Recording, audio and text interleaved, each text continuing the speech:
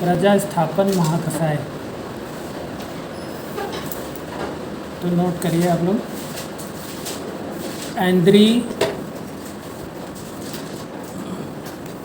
ब्राह्मी,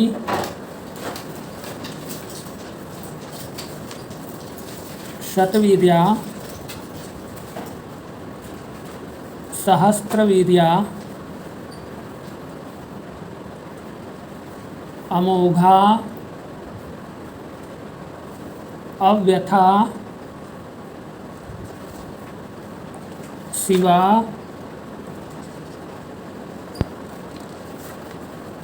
अरिष्टा,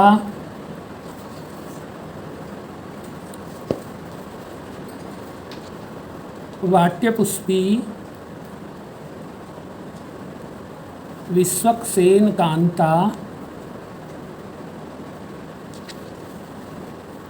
विश्वक्सेन कांता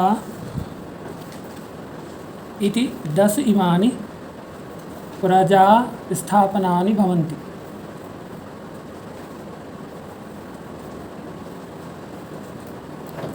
चरक संहिता सूत्र स्थान चतुर्थ अध्याय। देखिए, प्रजा स्थापक, स्थापन से तात्पर्य वही है कि हम जो प्रजा उपघातक दोष हैं उनको नष्ट करके गर्भ स्थापना करना, और गर्भ में भी ऐसा गर्भ होना चाहिए जो दोष रहित हो, किसी प्रकार के दोष युक्त गर्भ की स्थापना नहीं होनी चाहिए। तो इस तरीके से आचार्यों ने इस शब्द की टीका लिखी है। तो पहले आप चक्रपाणी के अनुसार प्रजा उपघातकम दोषम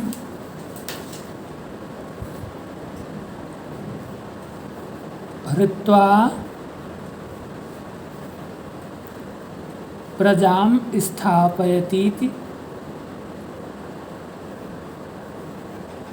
प्रजा स्थापनम।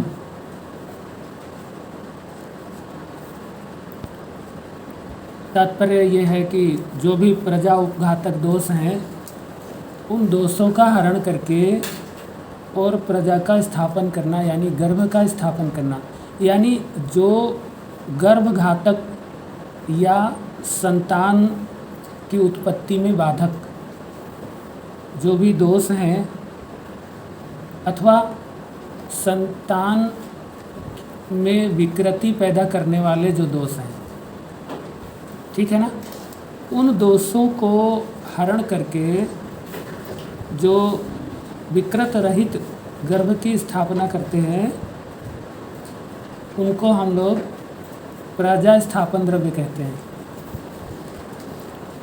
एक तो गर्भघातक कि गर्भ का घात हो जाता है, या फिर गर्भ तो हो रहा है, उत्पन्न हो रहा है, लेकिन उसमें विकृति हो रही है, तो उसका, ठीक है ना।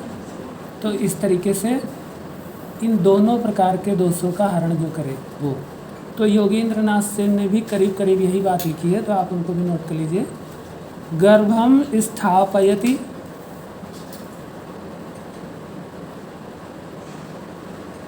दोषम निरस्य इति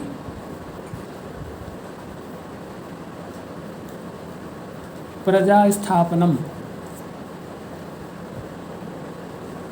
यानी शरीर से दोषों का निर्हरण करने पर या दोषों के निर्हरण से गर्भ की स्थापना हो सके, इस प्रकार की व्यवस्था जो है वो प्रजा स्थापन है।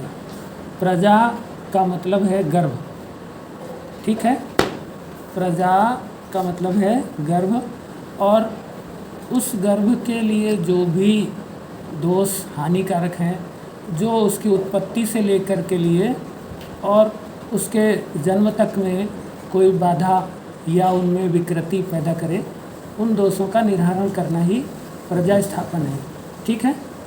लेकिन जो चक्रपाणी जी ने कहा कि दोषों का जो प्रजा उपघातक दोष हैं उनका हरण भी करना है, साथ साथ प्रजा का स्थापन भी करना है, यानी गर्भ स्थापना जरूरी है। दोष तो हरण हो गए लेकिन गर्भ स्थापन नहीं हो रहा है, तो फिर वो प्रजा स्थापन नहीं माना जाएगा। प्रजा स्थापन का जो मुख्य उद्देश्य है वो ये है कि जो भी प्रजा उत्पन्न हो वो रोग रहित हो, और वो रोग रहित होना चाहिए, ये प्रधान बात है। और प्रजा उत्पन्न की इच्छा होने पर वो उत्पन्न हो सके, मतलब जब कोई दंपत्ति संतान चाहते हो तो उनको संतान की प्राप्ति हो सके, इस तरह की व्यवस्था करना वो प्रजा स्थापन है। ठीक है। अब प्रजा स्थापन में जो कैसे हो सकता है प्रजा स्थापन कर्म, जैसा कि आप जानते हैं लोक में जो कुछ होता है वैसा ही पिंड में होता है, ब्रह्मांड में जो भी हो रहा है। तो लोक में देखने में आता है कि 4 चीज़ें प्रजा स्थापन के लिए आवश्यक है। एक तो बीज होना चाहिए, दूसरा क्षेत्र होना चाहिए, तीसरा अंबु होना चाहिए, और चौथा ऋतु होना चाहिए। इन बीज, अंबु, क्षेत्र, ऋतु, ये चारों चीज़ें जब अव्यापन्न होती हैं, यानी ये प्रकृतिस्थ होती हैं, विकृति से रहित होती हैं, तभी जो है वो प्रजा का स्थापन होता है और सम्यक लक्षणों से युक्त प्रजा उत्पन्न होती है। नहीं तो विकृत प्रजा जो है ना उत्पत्ति हो सकती है, या फिर प्रजा उत्पत्ति का ना हो करके प्रजा उपघात हो सकता है ना। तो दोनों में से कुछ भी हो सकता है। तो वैसे ही ये चारों चीज़ें अगर औषधियों के द्वारा हम शरीर में, ये चारों क्या हैं, पहला तो बीज है, यानी बीज जो है वो दोष रहित होना चाहिए। दोष युक्त बीज होगा तो आदि बल प्रवृत्त व्याधियों से युक्त संतान उत्पन्न हो सकती है। अगर दोष युक्त बीज होगा तो, और या फिर संतान उत्पन्न नहीं भी हो सकती है, या तो संतान उत्पन्न नहीं होगी या फिर आदि बल प्रवृत्त व्याधियाँ जो हैं उनसे युक्त प्रजा उत्पादन होगा। यानी आप समझ सकते हैं कि जो जेनेटिक जो डिजीज़ेज हैं जो इनहेरिटेंस के थ्रू आती हैं, है ना, वो आनुवांशिक व्याधियों से युक्त संतान की उत्पत्ति हो सकती है यदि बीज दोष होगा तो। ठीक है। अब दूसरा, अगर गर्भाशय विकृति हुई, गर्भाशय क्या है, ये क्षेत्र है। ठीक है। क्षेत्र दुष्टि हुई तो हो सकता है कि गर्भ की उत्पत्ति ही ना हो, यानी खेत अगर खराब है तो बीज उसमें अंकुरित ही नहीं होता। ठीक है। तो किसी भी फसल की उत्पत्ति नहीं हो सकती। इसलिए गर्भाशय विकृति में संतान होना ये ही मुश्किल कार्य है, भले किसी भी प्रकार की संतान हो तो, और यदि हुई तो वो किसी काम की नहीं होगी, यानी उसमें डेवलपमेंटल एनामोली होगी। गर्भ अवस्था के दौरान कुछ व्याधियाँ उसमें उत्पन्न हो जाएंगी, यानी वो जो गर्भ उत्पन्न होगा, संतान उत्पन्न होगी, वो डेवलपमेंटल एनामोली से युक्त होगी। ठीक है। तो अगर गर्भाशय या क्षेत्र विकृति हुई तो इस तरह की परिस्थिति हो सकती है। पहले तो उत्पन्न नहीं हो, ऐसा हो सकता है, और अगर उत्पन्न हुआ तो हो सकता है कि वो डेवलपमेंटल यानी जन्म बल प्रवृत्त व्याधियों से युक्त हो सकता है। ठीक है। आदि बल प्रवृत्त और जन्म बल प्रवृत्त, तो जन्म बल प्रवृत्त व्याधियों से युक्त संतान हो सकती है। ठीक है। अब यही बात पोषण विकृति यानी अंबु जो है वो दोष युक्त है। अंबु दोष युक्त, क्षेत्र दोष युक्त, बीज दोष युक्त, अब अंबु दोष युक्त, ये पोषण विकृति जन्य। तो ऐसे में लीन गर्भ, शुष्क गर्भ, है ना, इस प्रकार के गर्भों की उत्पत्ति हो सकती है, अथवा गर्भपात हो सकता है। जब गर्भ का पोषण नहीं मिलता है तो गर्भपात भी हो जाता है। ठीक है। तो या तो प्रजा की उत्पत्ति ही नहीं होगी, फसल उत्पन्न होकर सूख जाएगी। जैसे आप फसल लगाते हैं और जब उसके डेवलपमेंटल समय में अगर उसको पानी ना पिला पाएँ तो वो पूरी की पूरी फसल उग करके भी नष्ट हो जाती है। तो ठीक उसी प्रकार से कंसेप्शन होगा। ठीक है। लेकिन उसके बाद गर्भ की निर्माण भी शुरू होगी, लेकिन उसका पूरा मैच्योरेशन नहीं होगा। तो बिफोर मैच्योरेशन वो पात हो जाएगा, तो गर्भपात या गर्भस्राव हो जाएगा। ठीक है, तो फिर भी प्रजा उत्पत्ति नहीं हो पाएगी। अब चौथे प्रकार की स्थिति जो है वो है काल एवं मनोविकृति। ये क्या है? ये दोष युक्त ऋतु के लक्षण हैं। ऋतु कैसी है? दोष युक्त है। जैसे ब्रह्मांड में यदि ऋतुएं विकृत हो जाती हैं तो फिर उस ऋतु में होने वाले जो भी सस्य हैं उनका उत्पादन नहीं हो पाता, है ना। जैसे मान लीजिए कोई फसल अधिक जाड़ा पड़ने पर होती है, अब पता चला उस जाड़े के ऋतु में जाड़ा पड़ा ही नहीं, तो फिर वो फसल उत्पन्न नहीं होगी। ठीक है ना। तो ये काल ये दोष युक्त ऋतु के कारण ऐसा समस्या उत्पन्न होगी। हमारे शरीर में वो क्या है? काल एवं मनोविकृति, ये ऋतु युक्त दोष युक्त ऋतु के अंतर्गत आएंगे। काल का क्या मतलब है कि गर्भधारण का काल ही नहीं है तो प्रजा का उत्पादन कैसे हो? गर्भधारण काल होता है ना। अगर वह जो है आयु जो है वो गर्भधारण योग्य नहीं है तो गर्भधारण कैसे होगा? एक बात। दूसरी बात कि गर्भधारण योग्य तो काल है लेकिन मनोविकृति है, अत्यंत शोक है, अत्यंत चिंता है, ऐसी परिस्थिति में भी गर्भधारण नहीं होता है, तो वो भी दोष युक्त ऋतु के अंतर्गत आएगा, क्योंकि ऋतुओं का प्रभाव हमारे मन पे पड़ता है ना। जैसे देखो बसंत ऋतु में सभी जो पशु पक्षी हैं वो मद से युक्त हो जाते हैं, है ना, और सभी जो वृक्ष हैं वो भी मद से युक्त हो जाते हैं, तभी तो उनमें पुष्पन होने लगता है। बसंत काल में नए नए पल्लव आते हैं, पुष्प आते हैं कि नहीं आते? ऐसे ही बहुत सारे जीवों का भी जो है वो मेटिंग पीरियड आता है। तो काल का प्रभाव है, यानी काल के प्रभाव से उनके मन में परिवर्तन होता है। इसीलिए इस ऋतु विकृति में ये बातें आएंगी जिसमें मन का प्रभाव भी आएगा और वय भी आएगी, है ना। समझ में आ रहा है? तो यानी अब हम ये बात समझ गए कि 4 फैक्टर हैं जो प्रजा उपघात कर सकते हैं, प्रजा का उपघात कर सकते हैं, संतान की उत्पत्ति में बाधक हो सकते हैं। बीज दोष, क्षेत्र दोष, अम्बु दोष और ऋतु दोष। ठीक है, ये बात तो हम समझ गए। अब आइए हम लोग इस महाकसाय के द्वारा इन दोषों का निराकरण करें, है ना। जैसी स्थिति हो उसके अनुसार हमें चिकित्सा करनी चाहिए। तो पहले विकृत बीज के दोषों का निराकरण करने के लिए हमें, जब विकृत बीज होगा तो प्रजा स्थापन नहीं होगा, और यदि होगा तो जो भी संतान उत्पत्ति होगी वो बीज दोष के कारण अनेक रोगों से ग्रसित होगी, है ना। तो जो भी हेरिडिटरी रोग हैं या जेनेटिक रोग हैं वो सब उसमें उत्पन्न रहेंगे। तो ऐसे में हमें क्या करना है? गर्भ स्थापना से पूर्व ही बीज का शोधन करना है। ठीक है, स्त्री बीज और पुरुष बीज दोनों बीजों का शोधन करने के उपरांत ही गर्भधारण की व्यवस्था करनी चाहिए, तो जिससे जो गर्भ है वो दोष रहित हो, है ना।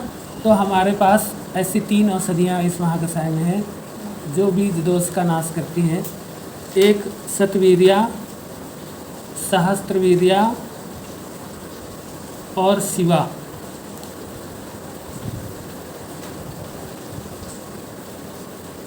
ठीक है, शतवीर्या, सहस्त्रवीर्या और शिवा, ये औषधियाँ बीज दोष को नष्ट करती हैं। ठीक है, शिवा मतलब है हरित की। ठीक है, हाँ।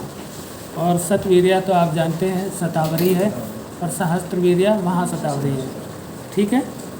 अब गर्भाशय यानी क्षेत्र दुष्टि को नष्ट करने वाली औषधियाँ, जो खेत खराब है तो खेत को पहले अपन सही करते हैं, उसकी गुड़ाई खुदाई और उसके जो खरपतवार उनको नष्ट करते हैं जिससे अच्छे से फसल हो सके।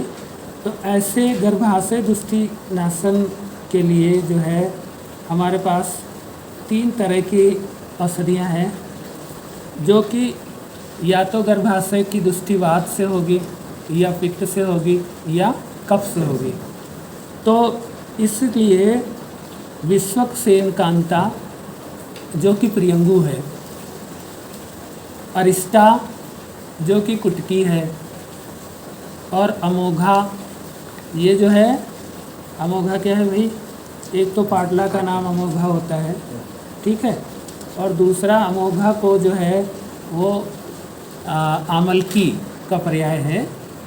इसके देखिए अमोघा के नाम से चक्रपाणी ने इसमें टीका लिखी है कि अमोघा पाटला आमलकी लक्ष्मणावा, ठीक है।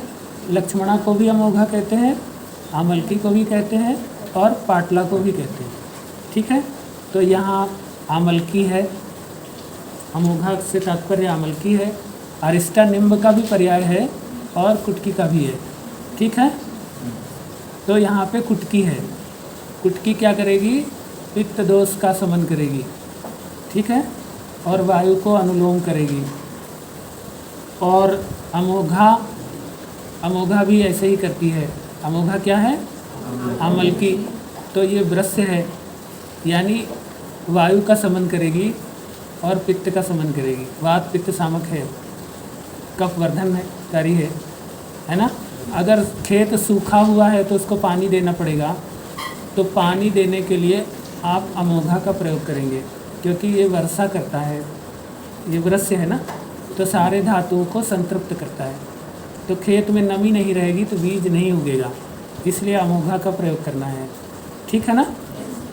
और अरिष्टा क्या करती है, ज़्यादा पानी को शरीर से बाहर निकाल देती है, तो ये कफ और पित्त को विशेष रूप से शमन करती है, ठीक है।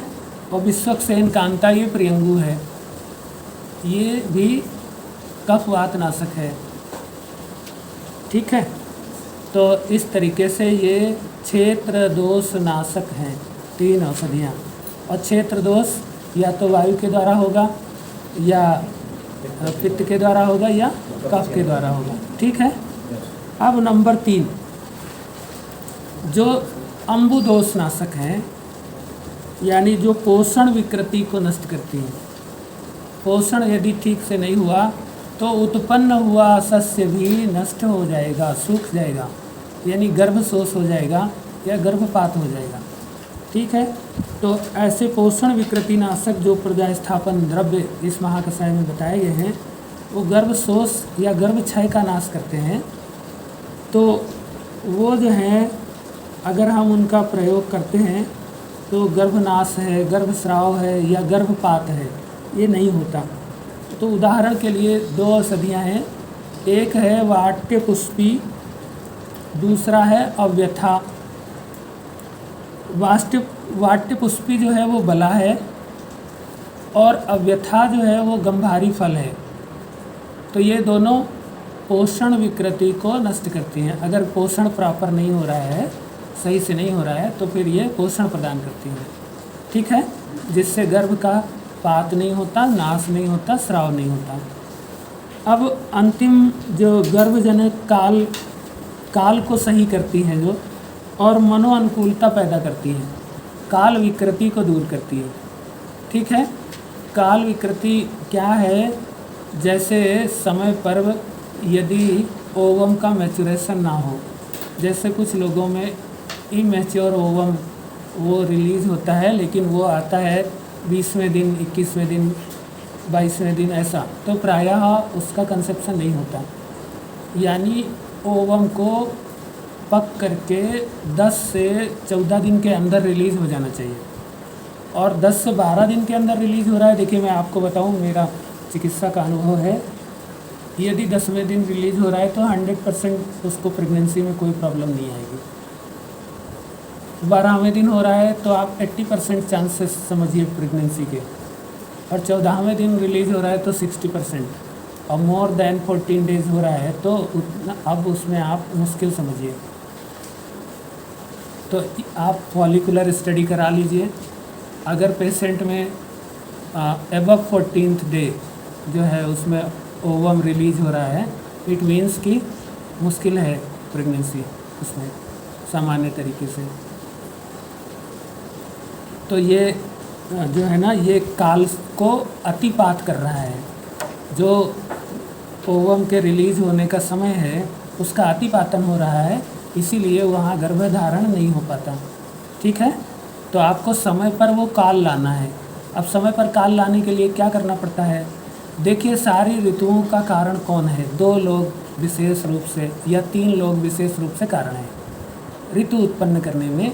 एक तो गति की आवश्यकता है और दूसरा सूर्य चंद्रमा की आवश्यकता है। तो ये तो अर्क वायु, विशेष रूप से अर्क वायु, 2 वायु ग्रहों की गति कराती है और अर्क के वजह से, सूर्य की वजह से ऋतु आदान काल वाली होगी या विसर्ग काल वाली होगी, है ना। ग्रहों को गति कराती हुई वायु सूर्य के नज़दीक ले जाती है या सूर्य से दूर ले जाती है, और उसी आधार पे आदान काल होता है या विसर्ग काल होता है। तो आप समझ गए कि ऋतु उत्पन्न करने में सबसे प्रमुख कारण कौन है? वायु है, और फिर उसके बाद में सूर्य है। यानी वायु और पित्त, अग्नि, है ना, वात और अग्नि, ये 2 शारीरिक ऋतु को उत्पन्न करने में सबसे प्रमुख कारण है।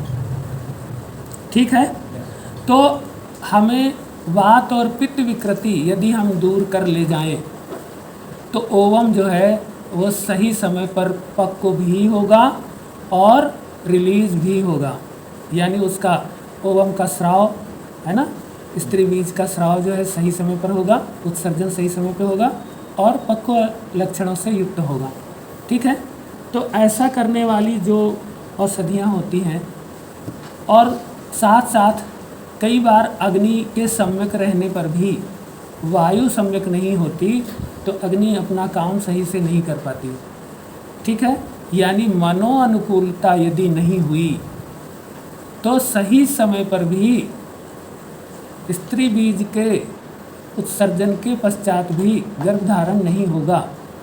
ठीक है ना। तो इसीलिए ऋतु विकृति में ये सारी चीज़ें आएंगी। ऐसी शारीरिक और मानसिक दोनों परिस्थितियों को सही करने के लिए हमारे पास 2 औषधियाँ इस महाकषाय में हैं। एक ऐंद्री है और दूसरा ब्राह्मी है। तो वात देखिए जो है वायु और अग्नि, अभी हमने आपको बताया। तो ऐंद्री जो है ये वायु और अग्नि कारक है। यानी जब स्त्रियों में कफ की वृद्धि या आम की वृद्धि रहती है तो उनका एग मैच्योरेशन नहीं होता और सही समय पे एग रिलीज नहीं होता। तो अगर ऐंद्री का प्रयोग कराया जाए तो ये जल का अवशोषण कर लेती है, जल का नाश करती है उष्ण गुण के कारण, तीक्ष्ण गुण के कारण। तो इससे फिर क्या है, सही समय पर स्त्री पुष्प का जो है ना परिपाक होता है और श्रवण भी होता है। तो ये एक है। और दूसरा जो ब्राह्मी है वो मन के जो शोक आदि है, चिंता आदि है, उसको दूर करती है। तो इस तरीके से ऋतु विकृति जन्य जो गर्भधारण नहीं होता, प्रजा उपघात होता है या प्रजा स्थापन नहीं होता है, उसको दूर करने के लिए ये 2 औषधियाँ इस महाकषाय में दी गई हैं। ठीक है।